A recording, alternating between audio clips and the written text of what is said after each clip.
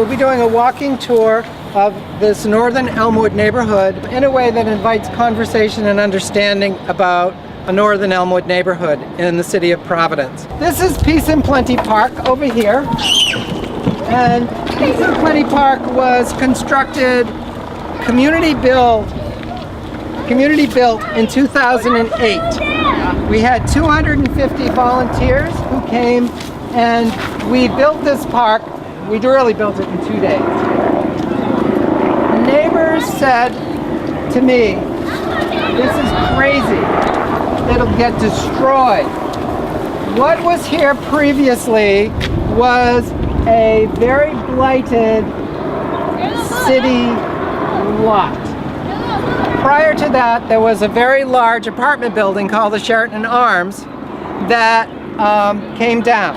It was demolished. It was structurally unsound. And this was a site for dumping, this was a site for prostitution, this was a site for drug dealing, etc., etc. Well, we have had very few problems here, let me tell you. And some of the neighbors who said, "This is impossible, you're crazy," are now saying, "Isn't it great we did what we did to make this park?"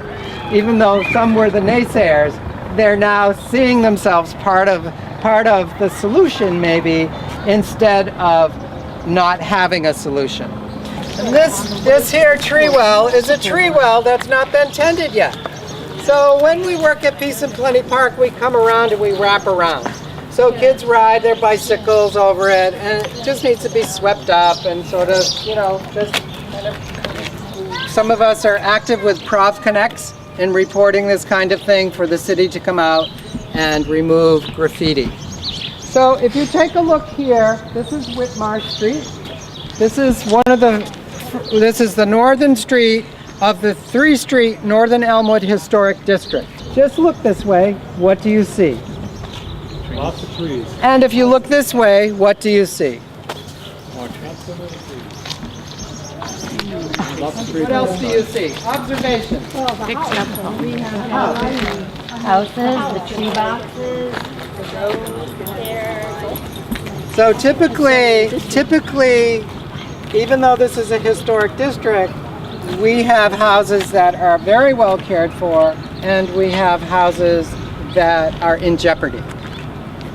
This is such sort of an indicator of the neighborhood because so exemplifies the mix. It's an indicator of the neighborhood that's very well said because it exemplifies the mix. In Elmwood's heyday, this was one of the wealthiest neighborhoods in the city. In the 1800s, the mid to late 1800s.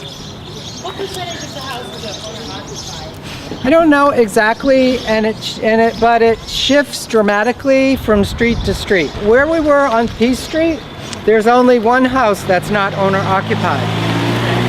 The street that I live on, Princeton Avenue, it's probably 2/3 owner-occupied and 1/3 not. What about you?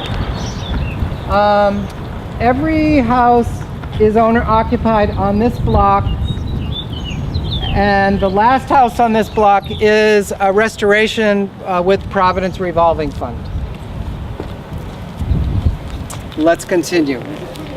We have such a wealth of different types of cultures and ways to look at the world that come together in such a short period of short distance from each other.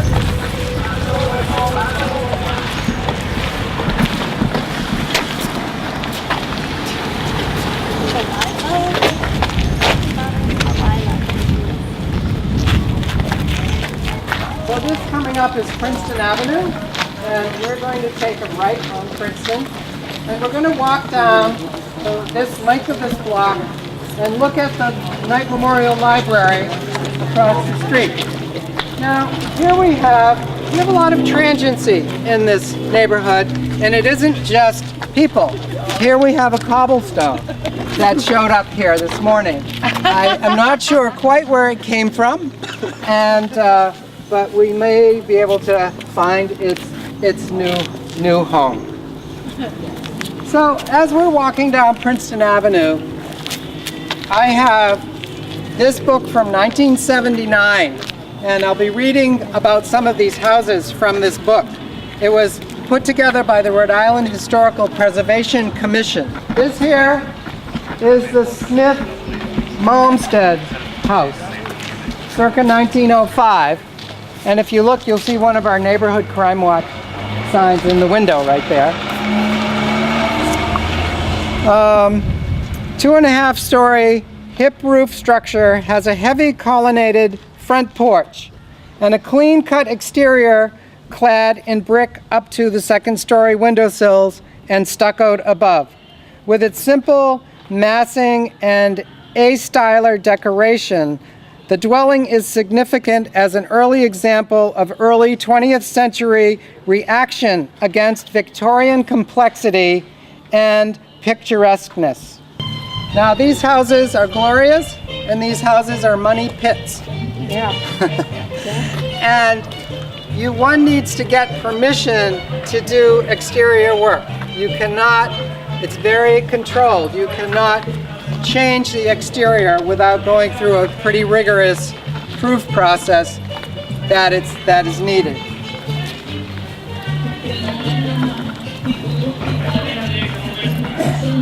This house is a fairly recent renovation. It took about 2 years for it to sell because there was between what mortgage requirements were and the stipulations that came with the money to rehab it. There was a very little slit of opportunity there, and finally some people from Westport, Massachusetts, which is known to be really bucolic and beautiful and expensive, wanted to live in the city. They found this house and they were able to purchase it. So we have people here from all walks. Carriage house and stable for the Webster Knight estate, circa 1897. Probably designed by Angel and Swift, this large 1.5 story cross gambrel structure has colonial revival details matching those of the Knight Mansion next door. This used to be the home of the International Institute. Oh, yeah. Years ago, 35 years ago or so. And when I moved into the neighborhood, this is my house right here. When I moved into the neighborhood, this was for sale for $30,000. Now, and the carriage house belonged to this? And the carriage house was part of it. And there was an estate. There was an estate, a lot of land that went with it.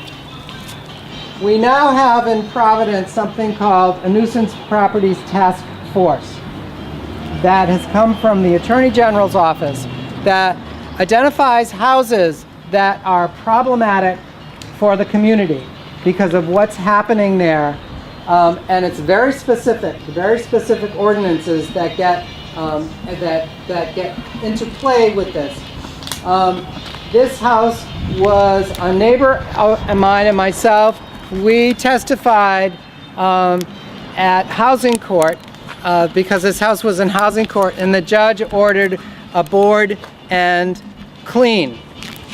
The judge ordered a board and clean. It got boarded. People pulled the boards off and re-entered the house. There were some arrests made at that point. The yard itself never got cleaned. So there was a board and clean order, and it never got cleaned. I still really don't understand why it never got cleaned.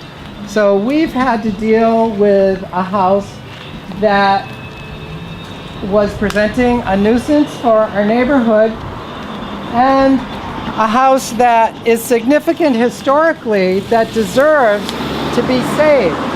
Remember, we just came from the 102-104 P Street house that was occupied illegally and then had 2 very serious fires. So when houses become foreclosed and abandoned, they oftentimes create a very difficult situation for close neighbors and end up often being a drain on our tax dollars.